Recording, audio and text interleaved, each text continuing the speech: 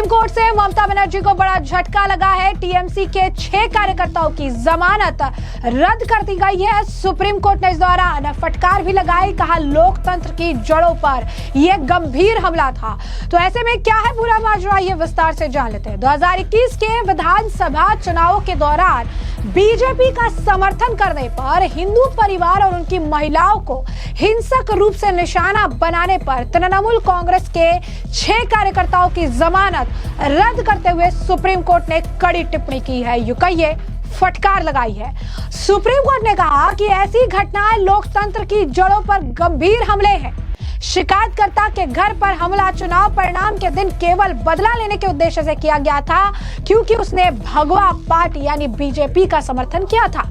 शेख जमीर हुसैन, शेख नूरई, शेख अशरफ, शेख करीबुल और जयंत डोन को जमानत देने से कोलकाता हाई कोर्ट के आदेश को पलटते हुए जस्टिस विक्रमनाथ और जस्टिस संदीप मेहता की पीठ ने कहा, ये एक गंभीर परिस्थिति है जो हमें आश्वस्त करती है कि यहाँ प्रतिवादी सहित आरोपी व्यक्ति विपरीत राजनीतिक दल के सदस्यों को आतंकित करने की कोशिश कर रहे थे, जिसका आरोपी प्रतिवादी समर्थन कर रहे थे। साथ ही कोर्ट ने यह कहा कि बताए गए तथ्यों को ध्यान में रखते हुए हमें लगता है कि वर्तमान मामला ऐसा है जिसमें आरोपी के खिलाफ आरोप इतने गंभीर है कि वे अदालत की अंतरात्मा को झकझोर देते हैं। घटना को जिस निंदनीय तरीके से अंजाम दिया गया वो आरोपियों के प्रतिशोधी रवैये और विरोधी पक्ष के समर्थकों को किसी भी तरह से अपने अधीन करने के उनके घोषित उद्देश्य को दर्शाता है।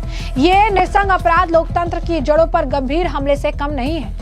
सुप्रीम कोर्ट ने अपने फैसले में दर्ज किया कि शिकायतकर्ता की पत्नी को बुरी तरह से बालों से खींचा गया, उसके कपड़े तक फाड़ दिए गए। आरोपी उन पर जो है हमला करने वाला था, तभी महिला ने हिम्मत जुटाकर अपने शरीर पर मिट्टी का तेल डाला और आत्मदाह की धमकी दी, जिस पर आरोपी भाग गए। पीठ ने कहा कि अगर आरोपी प्रतिवादियों को जमानत पर रहने दिया जाता है तो निष्पक्ष और स्वतंत्र सुनवाई होने की कोई संभावना नहीं है।